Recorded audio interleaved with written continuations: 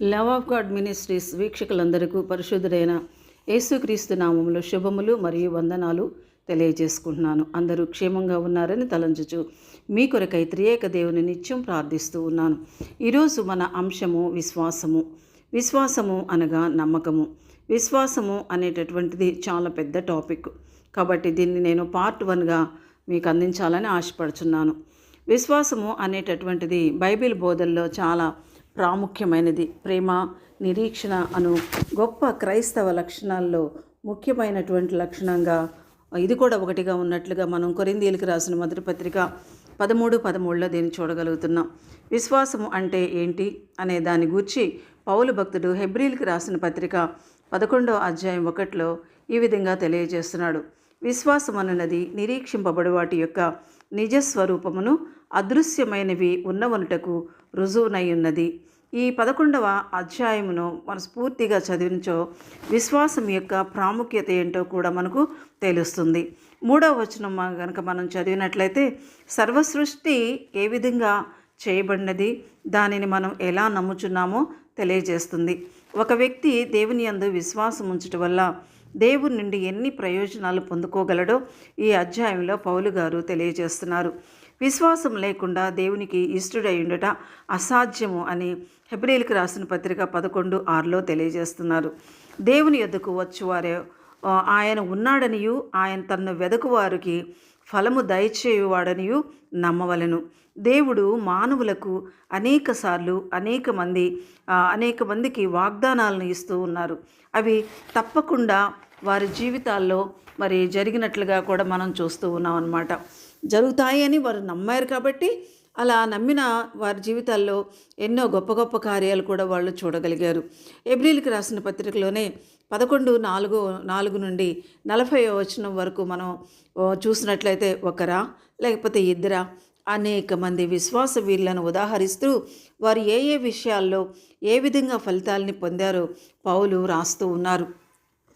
ప్రియ సహోదరి సహోదరులారా, క్రైస్తవ జీవితంలో దేవుని యందు విశ్వాసం ఉంచడం అనేది చాలా ప్రాముఖ్యమైనటువంటి విషయం. యాకోబు కూడా తన పత్రికలో 1:6లో తెలియజేస్తున్నాడు. ఏమనంటే దేవుని అడిగేవారు సందేహింపక విశ్వాసంతో అడగాలి అని ఆయన చెప్తున్నారు. యాకోబు పత్రికలోనే 5:15వ వచనంలో విశ్వాస సహితమైన ప్రార్థన రోగిని స్వస్థపరచును అని తెలియచేస్తూ 17వ వచనంలో అంటాడు కదా, ఏలియా ఏ విధంగా విశ్వాస సహితమైనటువంటి ఆసక్తితో కూడినటువంటి ప్రార్థన ఎలా చేశారో తెలియజేస్తున్నారు.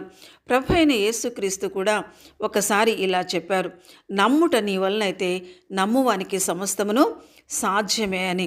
ఒకసారి ఒక స్త్రీ యేసు ప్రభు దగ్గరికి వచ్చి ఆయన పాదాలు పట్టుకొని కన్నీరు కారుస్తూ పాదాలు ముద్దు పెట్టుకుంటూ తడిచిన ఆయన పాదాలను తన తల వెంట్రుకలతో తుడుస్తూ తన పాపముల నిమిత్తమై పశ్చాత్తాపడుతూ ఉన్న ఒక స్త్రీని చూచి ప్రభు ఈ విధంగా అంటున్నారు. లూకాసు వార్త 7:50వ వచనంలో అందుకు ఆయన నీ విశ్వాసము నిన్ను రక్షించెను, సమాధానము గలదానవై వెళ్ళమని ఆ స్త్రీతో చెప్పాను. ఆమె రక్షణ క్రీస్తులో దొరుకుతుంది అని విశ్వాసంతో వచ్చింది, దాన్ని పొందుకోగలిగింది. అలానే 12 ఏండ్ల నుండి రక్తస్రావ రోగంతో బాధపడుచు ఎక్కడా స్వస్థత దొరకని స్త్రీ ప్రభు యొక్క వస్త్రపు చెంగును ముట్టి స్వస్థత పొందుకోగలిగింది.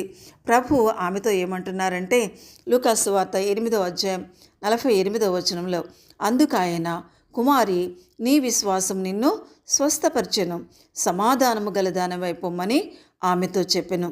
ఇలా అనేక మంది విశ్వాసంతో యేసయ్య వద్దకు వస్తే అది రక్షణే కానీ స్వస్థతే కానీ వారు కోరుకున్నది ఏదైనా కావచ్చు, దాన్ని వారికి ఆయన అనుగ్రహిస్తున్నారు అనే సత్యాన్ని మనం గమనించాలి.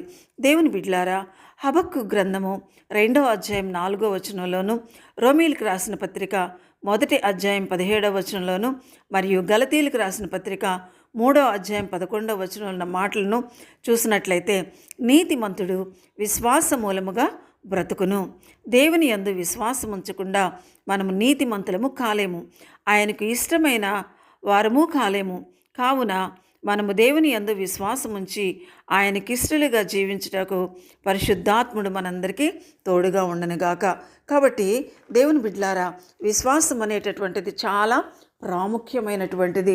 బైబిల్ గ్రంథం మొత్తాన్ని పరిశీలించినట్లయితే కేవలము దేవుని యందు విశ్వాసం ఉంచడం ద్వారానే మనము దేవుని బిడలముగా మారగలుగుతాం, ఆయనకి ఇష్టమైనటువంటి వారంగా మారగలుగుతాము.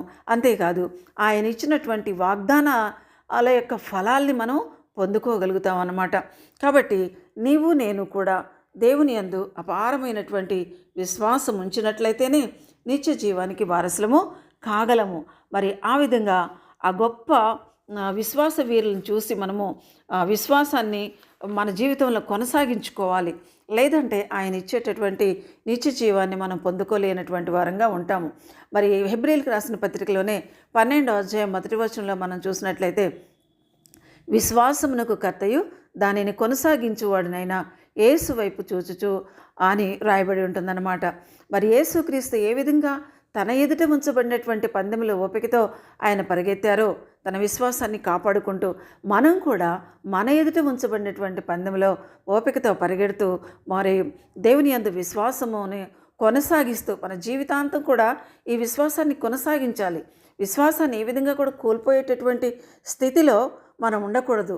ఎప్పుడైతే మనం విశ్వాసాన్ని కోల్పోతామో అది మన యొక్క దౌర్భాగ్యమైనటువంటి స్థితి అనేటటువంటిది మనం జ్ఞాపకం చేసుకోవాలన్నమాట. కాబట్టి నా ప్రియ సహోదరి సహోదరుల, విశ్వాసము అనేటటువంటిది చాలా ప్రాముఖ్యమైనటువంటిది అన్నమాట. మరి సందేహింపకుండా అడగాలి అని మరి దేవుణ్ణి అడిగేటటువంటి వారు దాన్ని పొందుకున్నాము అనేటటువంటి విశ్వాసంతో మనం అడగాలని చెప్పేసి కూడా బైబిల్ గ్రంథం తెలియజేస్తుంది. కాబట్టి మరి మనం అందరం కూడా దేవుని యందు విశ్వాసం ఉంచి ఆయన మనకి ఇచ్చినటువంటి గొప్ప కార్యాలు మన జీవితాల్లో పొందుకోవడానికి మరి నిరీక్షణ కలిగినటువంటి వారముగా విశ్వాసంతో ఎదురు చూచేటటువంటి వారంగా ఉండి గొప్ప ఫలితాలని మనం పొందుకోవటానికి దేవుడు తన పరిశుద్ధాత్మ కృపను మనందరికీ అనుగ్రహించి కాపాడునుగాక. ఆమేన్.